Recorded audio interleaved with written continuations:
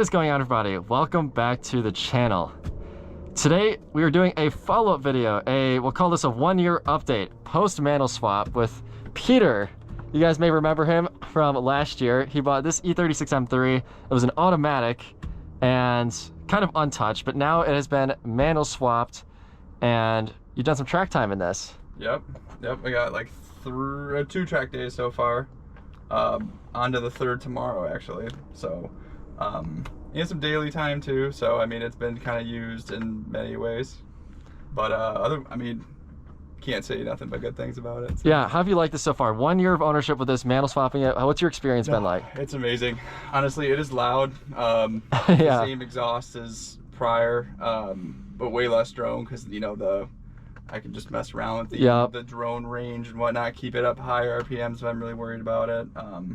But I mean, it just feels like a way different car. So this has mantle swap. This is the Bimmer World shifter, which feels pretty nice. Honestly, I kind of like this chassis mounted shifter. You did M50 manifold, traction control delete. It says the Turner Motorsport muffler in the rear, can't delete, and we stuck the Turner intake on there, which will be nice. I've been wanting to hear the Turner intake with the M50 manifold, and it'll also be cool to pair it up with their exhaust to see how like their whole system kind of pairs together. Stock suspension, basically. We have like AKG, I think, was a 75D front controller bushings. 75Ds. Yeah, and we have 75D motor mounts and trans mounts. Yep, those were rev shifts actually. So stock rear suspension, stock like geometry, stock shocks, all of that. Yep. So this will be, I don't know, I'm excited to see how this drives post mantle swap and kind of get a flavor for how this car is shaped up. So let's go ahead and take this thing out on the road, see how it drives. That exhaust sounds gnarly. Oh yeah, you also deleted the AC. I did, so it is baking hot in here today.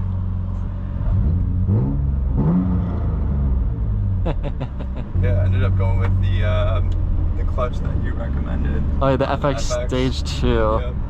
Yeah, and you set your things about it. You set your idle to like 900 on this, right? Yeah, we went a little higher just because it was chattery. A little chattery. It actually seems to feel pretty nice. I did not raise the idle on mine when I had it, and this is a lot more livable than mine was. It's so smooth, so smooth. Yeah, it made a really big difference. I think these idle really low from the factory, to be honest. They do, yeah. Yeah, so what I want to talk about in this video is how to build an E36.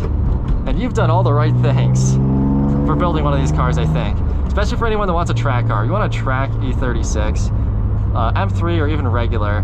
We'll talk about M3s for a minute. Starting with an auto car is totally the way to go. One of the other things too that's nice about starting with the automatic is you get the shorter diff, the 338 ratio.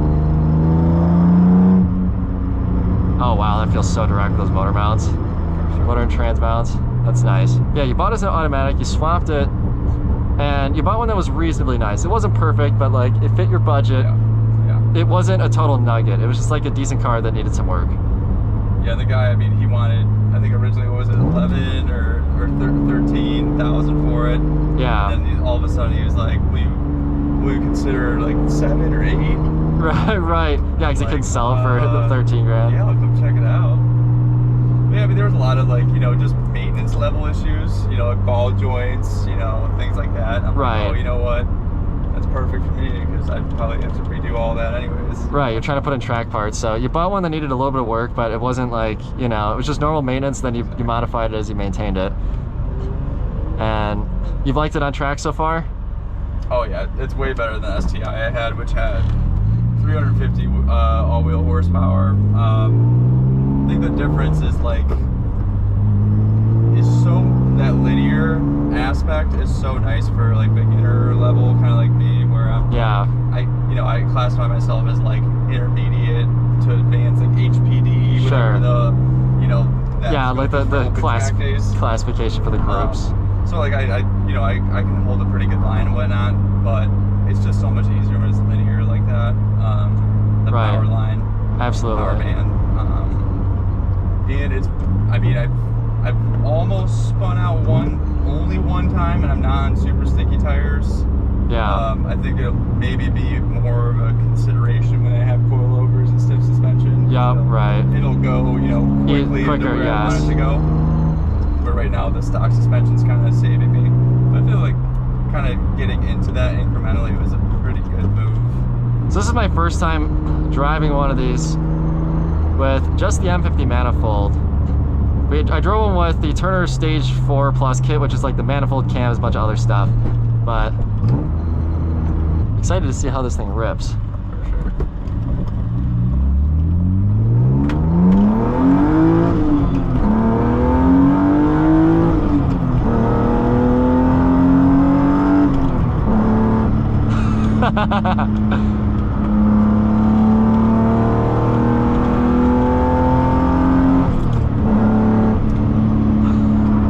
Night and day, isn't it?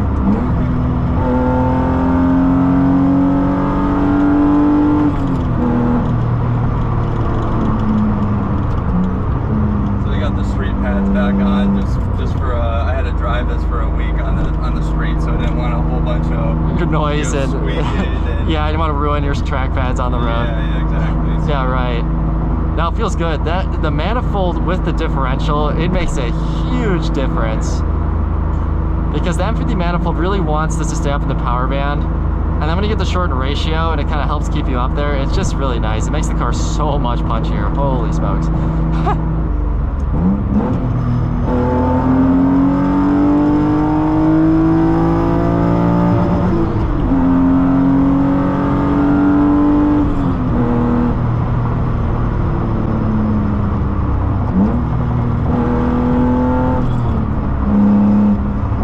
The highway's nice. You're a little bit of a rattle from the shifter. It's a, what's it called, like a monoball type. Yeah. You know, so there's a couple washers that limit the height because you can adjust 3 different shifter heights.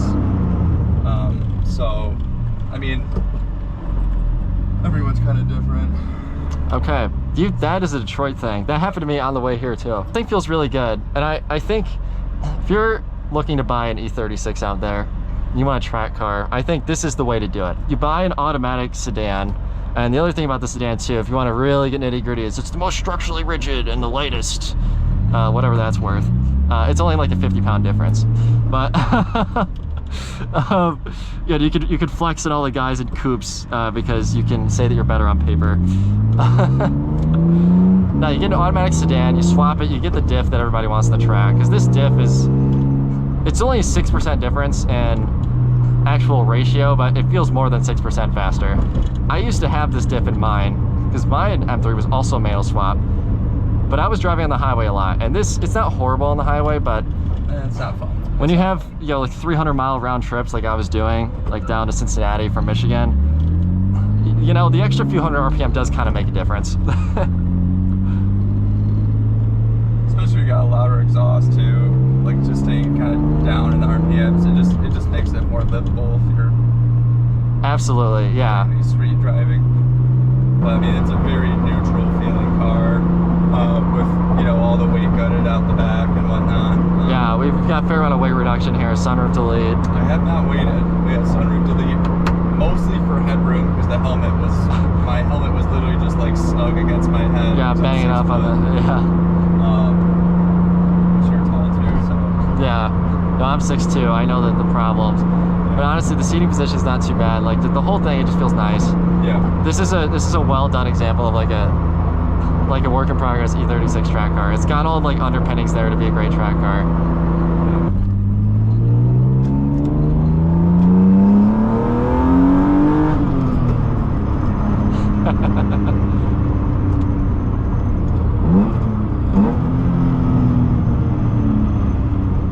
Yeah, that exhaust is very like track car reminiscent. Why is it so loud, bro? Cause race car, that's why.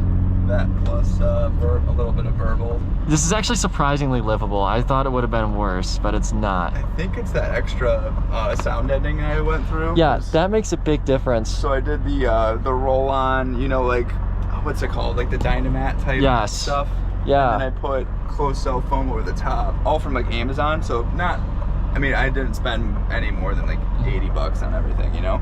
Yeah. So I did that, and I did the trunk, like where the spare tire I'm almost wondering if I want to do that to mine with And like, even though I have the stock seats, I think that would actually help a lot with like drone and like fuzziness. Yeah, absolutely. I think if I ever have to remove the rear seat, I'm totally gonna do that too. Super simple. It only adds like probably, yeah, like 5-10 pounds, but it makes a big difference with drone from the trunk. If you just do the foam, I mean, you got maybe a pound or two, but that, you know, that sound ending mat, that's when it gets kind of heavier. Yeah.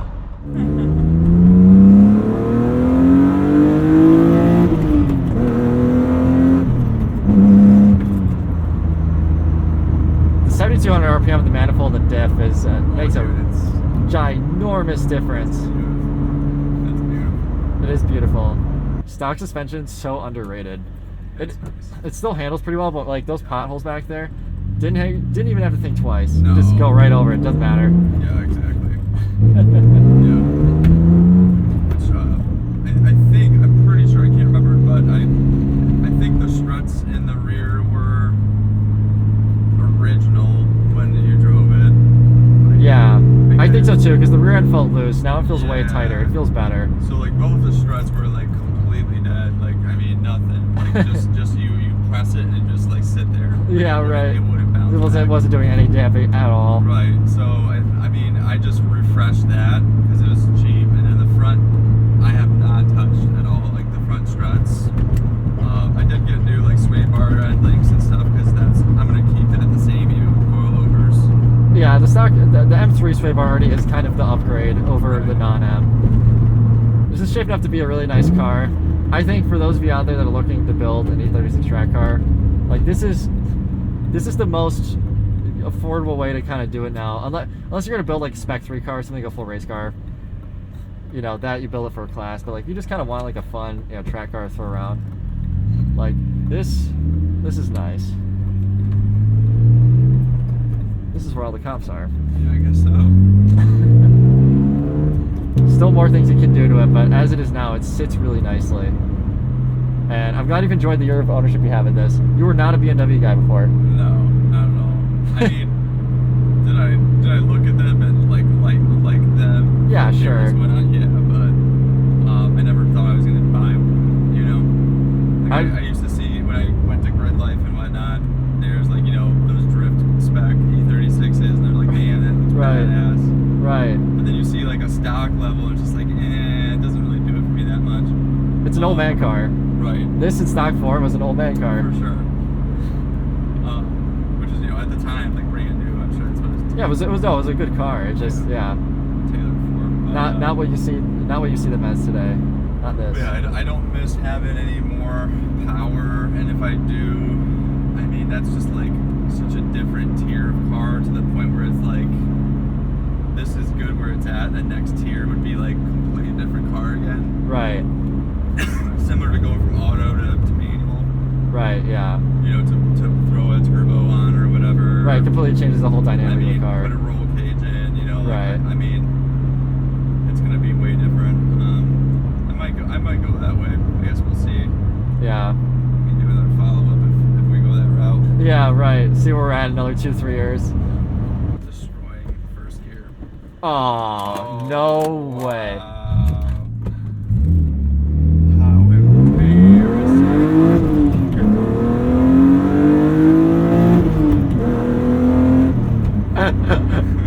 Oh my god, I just did that.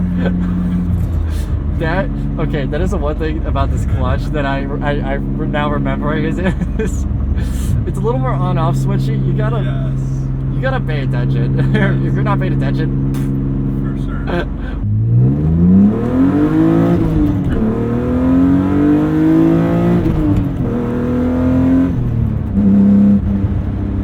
those motor trans mounts make a huge difference in power delivery. Right. It's like an immediate, like it just, there's no bucking. So smooth. Well, less room for any loss of traction too. Yes. Because I feel like it's just like a linear like acceleration feeling. Yeah. If you hit it the right way. Yeah, like I just did it there. It's like a very smooth 1, 2, 3. Yeah. Like you go right through the gears. It doesn't feel abusive to the car either. Like I feel like when you stock everything, when you shift it quickly like that, like you're jostling the mounts around and like, right. You know, you chirp the tires a little bit. It just feels like you're not being nice to it. But in this, it really makes it feel like a, you know, dialed in, like precision.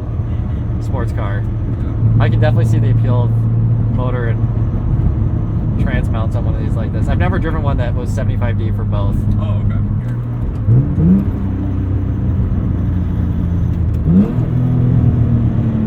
Yeah, it just feels so direct.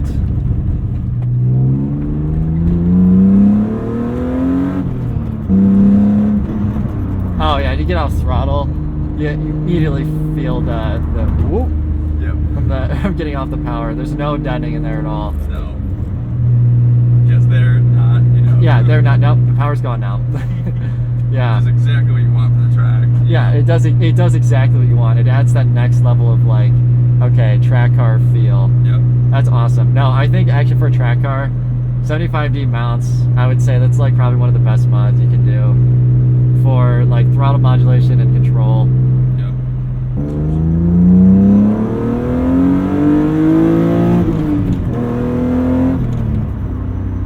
All right, everybody. That is it for our test drive today of this M3.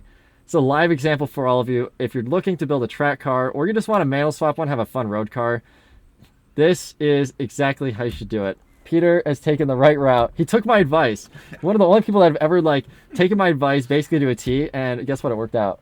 Oh yeah, for sure. Yeah, no, I totally appreciate it because I know you spent a lot of time. We were exchanging thousands of messages, Yeah. like paragraphs. Yeah. And I was taking notes, and you know, I made a whole spreadsheet of all the parts that I wanted. So I mean, I think it's how much you put into it too. You know, if you're just like willy nilly, just buy a couple things here and there, and you don't plan for it and don't see the parts diagrams, Right. then things start to get clunky. Maybe don't feel as good. So Yeah. No, you planned it out. You did it the right way. You had all the parts you needed. So by the time you got there was nothing missing. yep. You had it all ready. You didn't have to wait months and months for little screws and nuts and gaskets to show up. And Maybe yeah, once, maybe. well, it'll happen Maybe. regardless. But Yeah. you had less of that. Yeah.